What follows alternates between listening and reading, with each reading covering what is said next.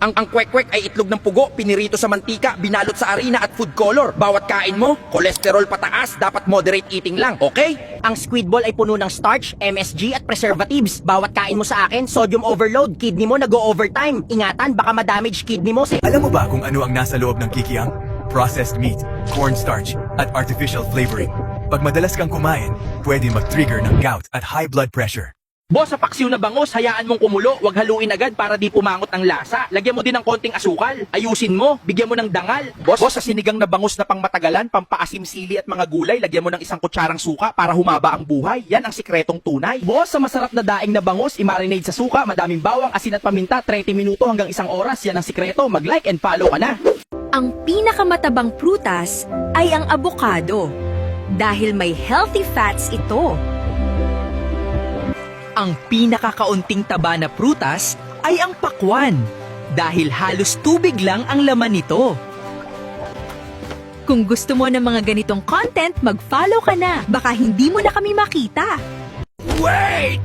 Mali ginagawa mo! Pinapahirapan mo sarili mo sa pagbabalat ko!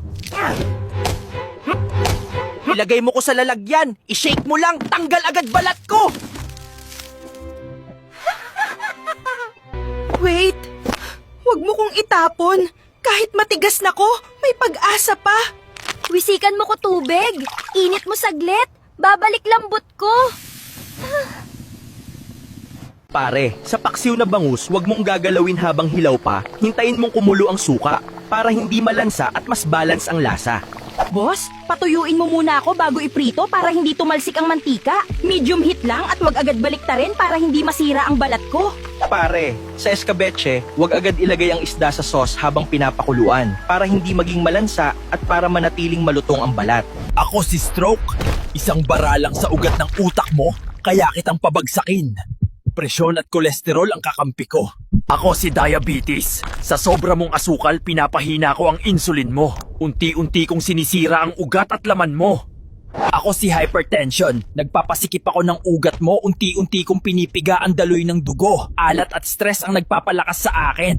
Sa chicken afritada, igisa muna bawang, sibuyas at kamatis bago ilagay manok. Pakuluan hanggang lumapot sauce para mas kumapit ang lasa at malinamnam sabaw. Bossing, sa adobong manok, ibabad muna manok sa toyo, suka, bawang at paminta. Kahit 30 minuto lang para sumipsip lasa bago lutuin. Pare, sikreto sa crunchy at juicy na lechon kawali. Makinig ka ng mabuti. Pakuluan mo muna ako sa tubig, bawang, paminta, laurel at asin. 30 to 40 minutes, hanguin mo na. Pangalawa, patuyuin mo muna ako ng todo.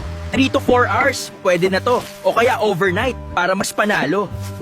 Pangatlo, pahiran ng balat ng suka at asin at muling patuyuin. Iprito sa high heat, 10 to 15 minutes lang at huwag mo tatakpan para hindi kumunat ang balat. At ilabas mo na ang alak na may yelo. Kagat ka ng konti, sabay inom. Panalong combo. Kaya, tag mo na tropa mo. Tara, shot, puno! Ako si Carrot. Pinapalinaw ko ang paningin at signal ng mata. Pinoprotektahan ng utak, dinadagdagan ng immunity. Ako si Talong. Pinoprotektahan ko ang cells laban sa damage. Binabawasan ng stress. Pinapabilis ang recovery ng katawan. Ako si Patola. Nililinis ko loob ng tiyan. Tinatanggal ang residue. Tinutulungan ang digestion gumana ng maayos.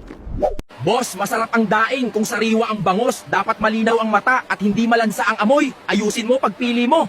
Ibabad ang bangus sa suka, bawang, asin at paminta ng hindi bababa sa 30 minutes para pumasok ang lasa para misis mo ay masaya. Boss, painitin mo muna ang mantika bago mo ako ilagay para maging crispy ang balat at hindi dumikit sa kawali. Mag-like and follow ka na.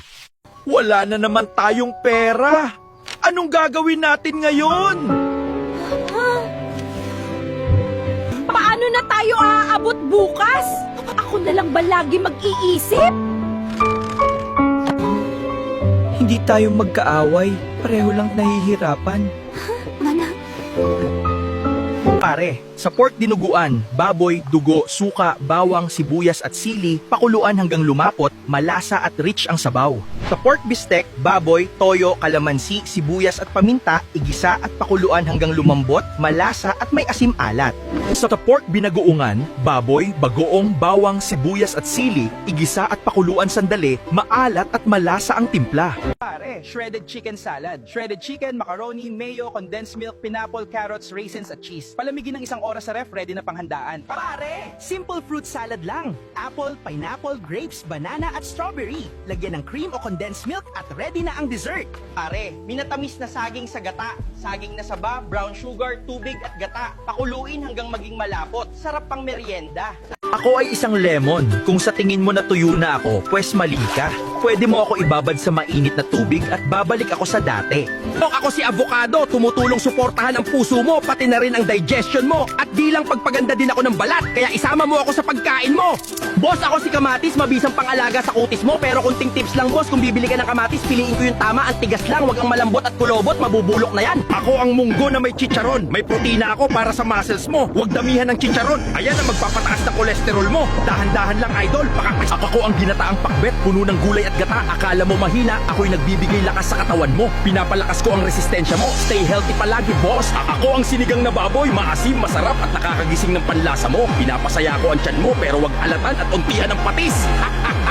Bakit bawal sabay inumin si Neosep at Nicolgen? Dahil parewas ng may paracetamol. Pag pinagsama mo kami, double dose na. Ang atay mo, goodbye na. Kaya dapat isa-isa lang. Pwedeng magdulot matinding side effects at pinsala sa katawan. Kaya mag-ingat ka at huwag basta pagsabayin ang mga ito. Alam nyo ba, hindi dapat sabay ang Alaxan at Biogesic. Ang Alaxan ay meron ng paracetamol sa loob. Kung mag-add ka pa ng paracetamol, Delikado sa atay mo. Pare, sa homemade siomay, kailangan mo lang ng giniling na baboy, bawang, sibuyas, toyo at molo wrapper. Balutin mo ako, tapos steam hanggang maluto.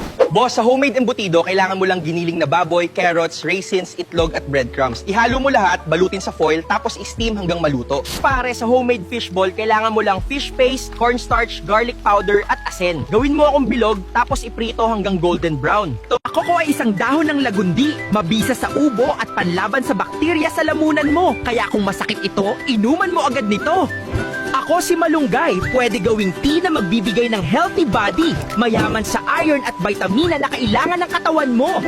Boss, inuubo ka ba? Eto kalamansi. Gawin mong juice para mawala ang kati ng lalamunan mo. At di lang yon, mayaman ako sa vitamina. Ako ang kare-kare. Malinamnam at puno ng gulay, talong, sitaw at puso ng saging. Binibigyan kita ng lakas at saya sa bawat kain.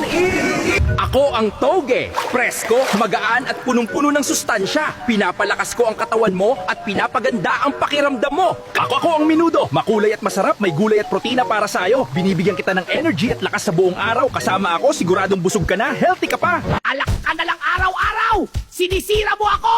Nagtimpla ka pa talaga! Huwag ka magreklamo! Pag sumasakit na tagilian! Aray mo! Araw-araw ka na lang iniinom ng boss ko! Puro ka asukal at chemical! Pwede ako magkabato sa loob ko at masira! Hindi ako filter ng coke mo! Tubig naman paminsan-minsan! Kapag bumibili ka ng tilapia, siguraduhin mong sariwa. Dapat ang hasang ay pinkish, ang mga mata ay malinaw at hindi namumula. Ang amoy naman ay parang seaweeds o mild at hindi malansa o mabaho. Bago mo ako prituhin, patuyuin mo muna ako para hindi tumalsik ang mantika. Budburan mo na rin ako ng asin para mas lumasa bago iprito. Bago mo ako iprito, painitin mo muna ang mantika para hindi ako dumikit.